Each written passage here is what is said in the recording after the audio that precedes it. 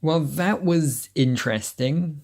Earlier today, Detective Pikachu's trailer got released. Let's talk about it a little bit. I love this trailer. So let's work through this point by point. So, my big negative is that this is by Warner Bros. And I don't trust Warner Bros. Warner Bros. Have not earned my benefit of the doubt at all. I really don't like Warner Bros. They're the ones behind the DC expanded universe and everything, and all these dumb reshoots and this and that. I don't think Warner Bros. Have been doing all too great recently. And so I'm really worried that they're going to go ahead and reshoot this film to heck and ruin it, basically. So even if the original product is really good, I don't expect the final product to be good. However, this trailer was really good and it got my hopes up. It's one of those trailers that really does. I don't know, it's such an interesting trailer because it really, like, I want to say subverts your expectations, but not necessarily. Like, there's not like one major thing in this trailer that sticks out to me as, oh, this is different to what I expected. It's just lots of kind of little things in terms of the executions, because this was a hard sell, like, this is a really hard thing to pitch.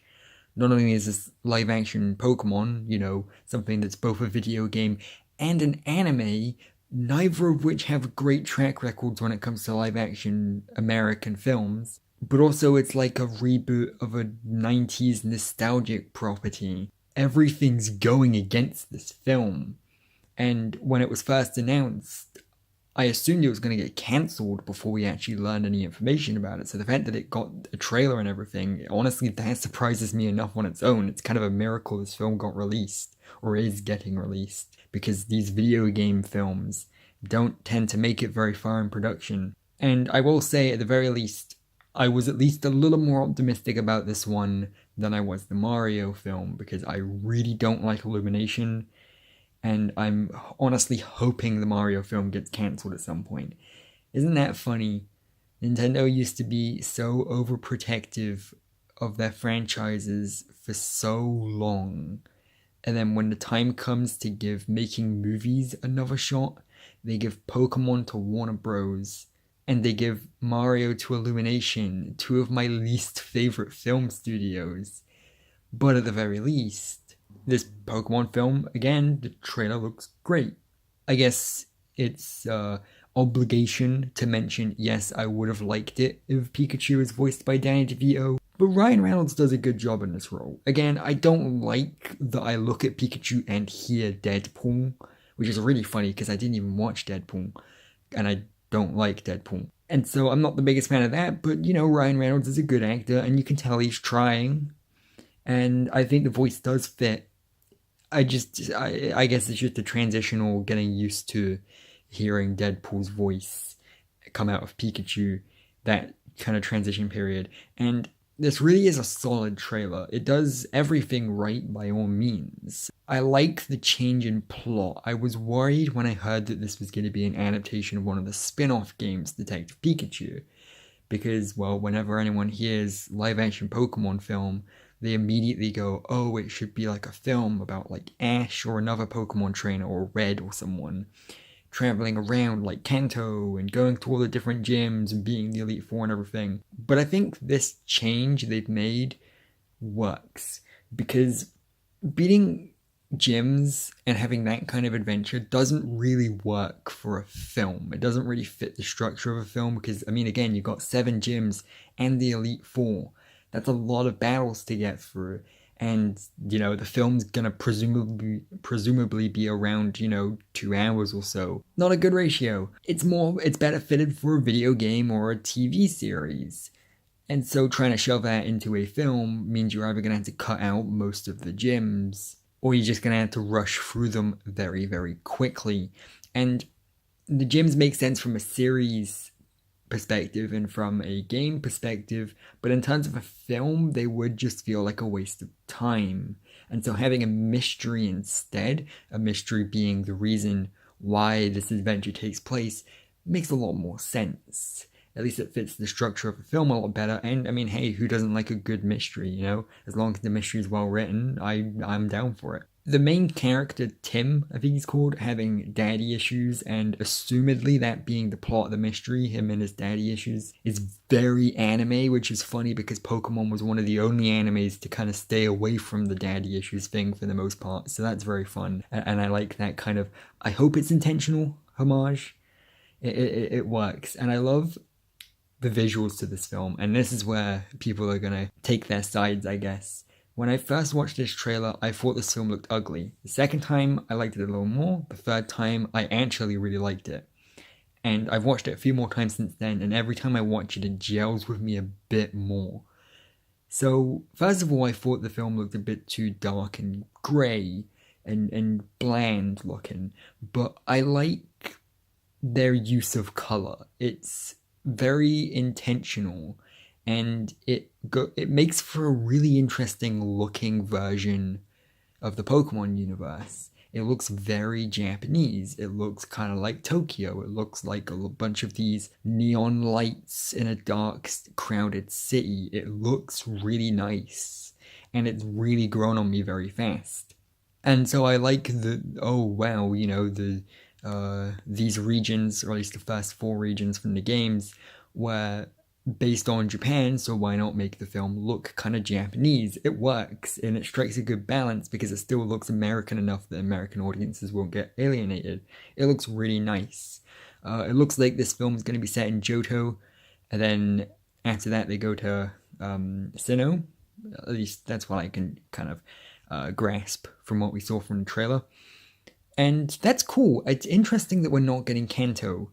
That is really interesting. I would have expected Kanto, but I mean, my favorite Pokemon game is Heart Gold, Soul Silver, and that's Johto, so I'm fine with the film being set in Johto. I would have honestly expected, if it wasn't going to be Kanto, that it probably would have been Unova, because Unova is the one based on America, and so it would be fairly easy to recreate Unova, at least compared to the others.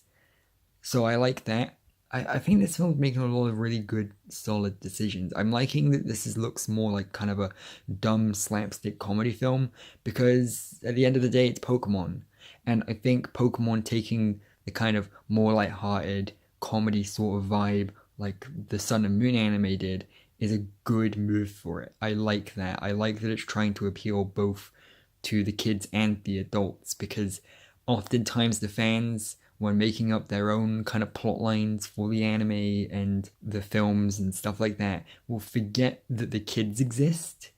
And I'd say it's more important for Pokemon to cater to kids than to adults. And so to that end, if I end up not liking the film, I will forgive it if it still does well with kids. Because at the end of the day, that's what's really important here. It's what the kids think. You know, I'm not going to be the kind of white neckbeard that thinks that every film has to be specifically for me. If I end up liking the film, then that's fucking great. But more importantly, I want this franchise to continue to thrive among kids. Because if the franchise wants to stay relevant, then that's what they're going to have to do. So that's a good decision by the film, because, I mean, the Mr. Mime scene was really funny. I genuinely liked that, and I'm usually kind of difficult when it comes to like comedy films, especially kid-centric ones. Like I said, I don't like Illumination. I think the comedy really works. It's really funny, and I think the key to this film working, right, both in terms of the comedy and the CGI for the Pokemon themselves, it's how expressive the animation is. And I think that's what makes the CGI work. Now, of course, CGI is always a case of taste, and generally, as a rule of thumb, I don't really like CGI in films. I much prefer them getting around it with good old practical effects, puppets, suits, maybe even Space Jam and Roger Rabbit style 2D animation, you know? I like that kind of thing. Usually, CGI is my least preferred option, but it works here, in my opinion. Of course, if you don't like how this film looks visually, that's fair enough. I'm not trying to convince you that it looks good. I'm just trying to like share my own thoughts. And again, at first I didn't like it. At first I thought it looked very kind of uncanny, but it's grown on me. And especially if they do end up tweaking the CGI a little bit between now and the 10th of May, which is when it releases in the UK, then that could work even better. But it really is the expressiveness. Pikachu is very expressive. Jigglypuff is very expressive. Mr. Mime, who is the best looking Pokemon in the film, in my opinion, is the most expressive out of them. I love like when he waves his hand in front of his face and does like the massive smile. It looks great. And I love Psyduck too. Psyduck looks great in the very few seconds that we get to see him on screen for. In that regard, I do love the attention to detail, the world building. It looks like it's being very kind of respectful to the source material, which is great, whilst also still being its own version of the Pokemon world. I'm really optimistic for this. It looks great, in my opinion. At the very least, it looks like a fun, silly comedy. And in my opinion, that's all this needs to be, really. You know? That's all it needs to be. It doesn't need to be the most epic, grand adventure ever. It just needs to focus on having some fun writing and likable characters, and it looks like it's doing that. It's really looking like it's nailing a lot of aspects. Now, of course, when I say that, I'm mainly talking about the trailer.